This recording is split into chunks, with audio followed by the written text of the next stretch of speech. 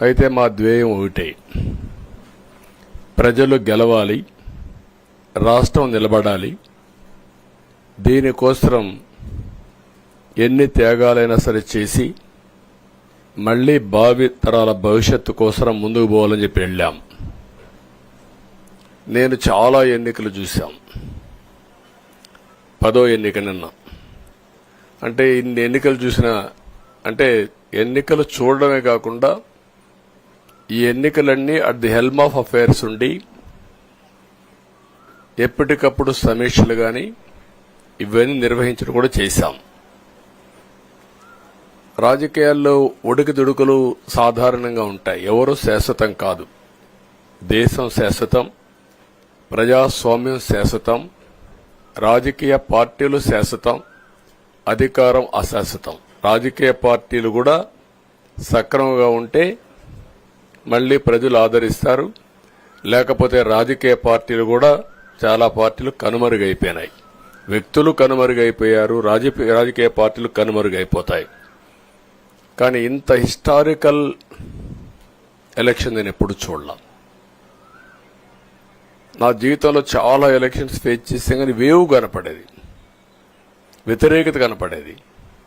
కానీ ఈ ఎలక్షన్లో ఎక్కడో అమెరికాలో ఉండే వ్యక్తి ఒక 5 లక్షలు 10 లక్షలు ఖర్చు పెట్టుకొని నేను రావాలి, ఓటేయాలి, రాష్ట్రం నిలబడాలి, ప్రజలు గెలవాలి అనే ఆవేదనతో వచ్చారు. ఎక్కడో పక్క రాష్ట్రాల్లో ఎక్కడో కడుపు నిండడం కోసం కూలి పనులకైనటువంటి వ్యక్తులు, పాచి పనులు చేసుకునే వ్యక్తులు సొంత డబ్బులు పెట్టుకొని నేరుగా ఇక్కడ రైల్వే స్టేషన్లో చూస్తే, బస్టాండ్లో చూస్తే భోజనం కూడా ప్యాక్ చేసుకొని తీసుకొచ్చి ఇక్కడ భోంచేసి ఓటేసే పరిస్థితికి వచ్చారు. ఈ కమిట్మెంట్ ని ఏ విధంగా వర్ణించాలో నాకైతే అర్థం కాదు. ఏ విధంగా వాళ్ళని అభినందించాలో కూడా అర్థం కాని పరిస్థితి. అనేక ఎన్నికల్లో అనేక అనుభూతులు చూశాం. కానీ మేము అన్ని ఎన్నికల కంటే ఇది ఒక తెలుగుదేశం పార్టీ చరిత్రలో, ఆంధ్రప్రదేశ్ రాష్ట్ర ప్రజల చరిత్రలో సువర్ణాక్షరాలతో లిఖించదగ్గ ఎన్నిక. ఇది ఒక హిస్టారికల్ ఎన్నిక. ఆగస్టు క్రైసిస్ తర్వాత ఎన్టీ రామారావు గారు పార్టీ పెట్టిన తర్వాత 83లో మేము గెలిచాం. అప్పుడు 200 సీట్లు వచ్చాయి. కొత్తగా పార్టీ పెడతానే ఎన్నికలకు వెళ్లి 9 నెలలు అధికారంలోకి వస్తే 200 సీట్లు వచ్చాయి.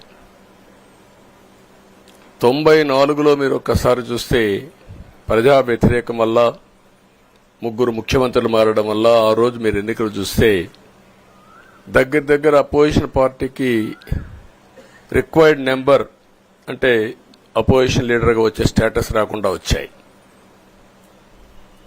అవన్నిటిని వర్పించే విధంగా ఈసారి ఊహించని విధంగా వచ్చింది. అంటే దానికి కారణాలు నేను ఎక్కువ చెప్పక్కర్లేదు, అనుభవించిన ప్రజలకే అర్థమవుతుంది. ఎప్పుడైనా సరే ప్రజాస్వామ్యంలో ప్రాథమిక హక్కు మాట్లాడే స్వేచ్ఛ. ఆ స్వేచ్ఛనే కోల్పోవాల్సి వచ్చింది. అదే కాదు, బ్రతికే స్వేచ్ఛ, ఆస్తులు పెట్టుకునే స్వేచ్ఛ, ఇవన్నీ కోల్పోయే పరిస్థితి వచ్చింది. అందుకే మీరు చూస్తే మొన్న ఎలక్షన్లో సరే ఏ విధంగా మేమందరం కలిశాం అవన్నీ మాకంటే ముందు మీకే తెలుసు. కలిసినప్పుడు ఎవ్రీ ఈవెంట్ ఇవి వేదిక నుంచే ప్రారంభించాం. అక్కడి నుంచి ముందుకెళ్ళాం. ఆ రోజు చెప్పాం, ఈ రోజు ఒకటి చెప్తున్నాం. మా ఆలోచన ప్రజలు గెలవాలి, రాష్ట్రం నిలబడాలి. అంతవరకు సాధించగలిగాం.